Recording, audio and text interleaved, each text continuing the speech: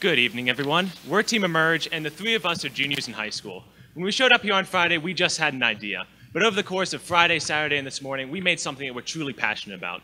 And more than that, we made something that we can actually use. So on that note, let me introduce you to our friend Alex. Alex is a junior in high school. He has an A+ in math and a passion for computer science. He has a bright future, but he's left in the dark. Because through his family and school, he doesn't have the connection that he needs to be truly aware of the career that he's going into. Now let me introduce you to Alex's mom. She wants him to be happy in life. That's all that she cares about because, well, he's her little boy. And she wants him to go into a career that he can stick with, find a major that he'll stay with and doesn't change, because doing that loses years and thousands of dollars. And she loves him very, very much, but she doesn't want him to move back in after college. So he talks to his friend Tara, and Tara recently utilized the network Emjr to take on some job shadowing opportunities. She got connections to multiple businesses and found a career that she was truly passionate about. And after hearing that, Alex eagerly logged on to emjr.co. So this is our live prototype website, what it would look like through a student user. So let's go Emjr. So let's go back to the basics. What are you interested in? Well, Emjr provides a survey that helps students find their interests with a 1 to 5 scale, 1 being least interested and 5 being most interested. So let's take a look at the first selection. Have Lee's dog eat your homework? Well, I really ate homework, so I'm going to give that a 5 and fill out the rest. Emjr now. Based on my survey, these are my top career matches that I can shadow. I really want to see what a systems engineer, database administrator, and mechanical or web designer really look like. Let's explore available job shadowing. Now look, these are really cool companies that I already know and like, that provide job shadowing opportunities, and have dates that I can work with my schedule, and I can talk to my parents about to get me to sign up with this. All right, let's talk about the business model. Students and parents pay for job shadowing opportunities. There are 3 million students in the US in the class of 2015 alone. And our research shows that parents would be willing to pay from $100 to $200 for a product like this. Emjr recruits and supports companies, and we provide high quality shadowing for students. And for those students that cannot get the money for this, we would utilize scholarships and grants in order to help them achieve this. But let's also talk about how we're unique. We'll start with the student side. We match students with great companies that will give them a quality experience for their job shadowing that they'll enjoy. But we also prepare the students. We give them a guide that shows them how to dress, how to act, how to keep eye contact, so they put the right foot forward with the company.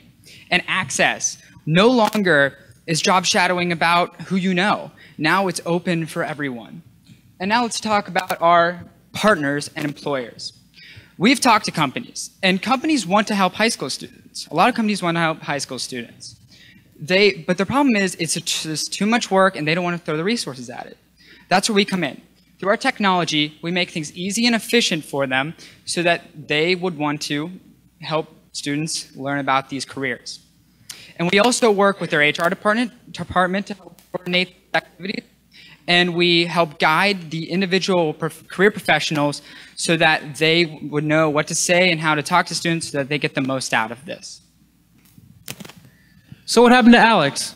Well, Alex had a great first experience, but now he wants to learn more. He went on a second job shadowing experience, which really focused his interests. Now he knows what he wants to do. He's going to take some more electives, be confident in his major, and have a really strong application as he moves towards college.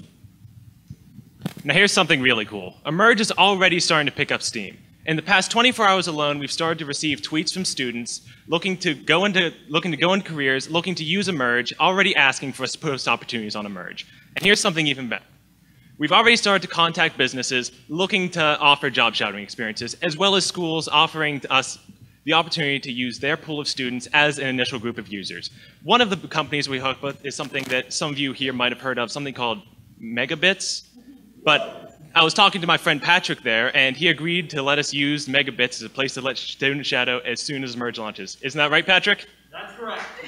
It is. That's what I like to hear. Yeah. So, job shadowing for your emerging career. Thank you.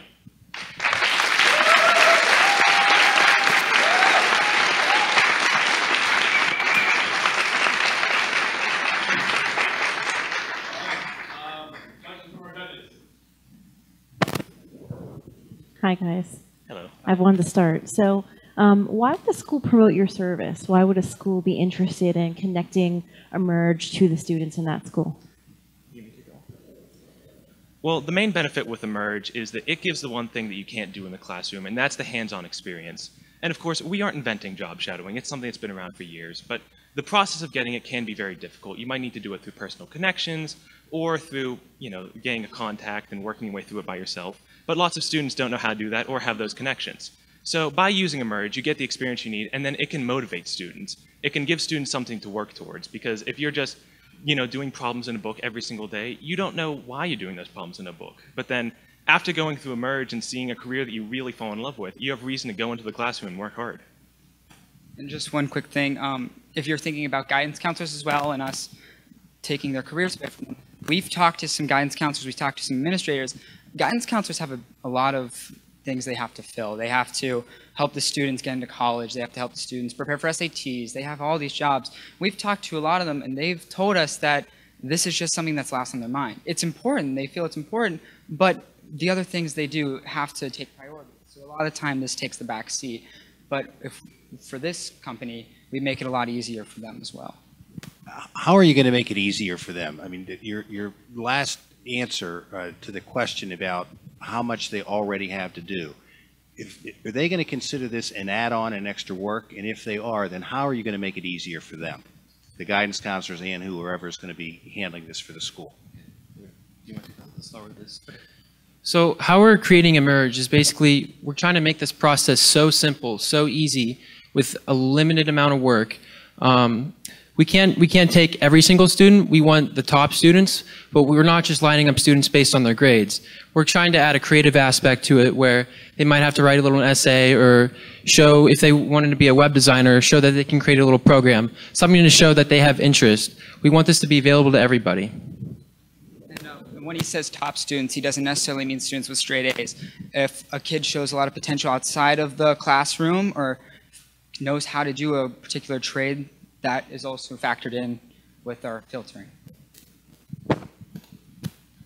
In order for a startup company to continue and grow, you'll be collecting data in the background to make sure that you're getting the best experience for students and for the companies. Do you know how you're collecting that data? Or what kind of data? I think that the data would be taken would be very much based on two aspects. We'd want to know stuff from the student end and stuff from the company side. And we want to know parts about the student, like their demographic, their skills in school, their economic status, and then see where they're.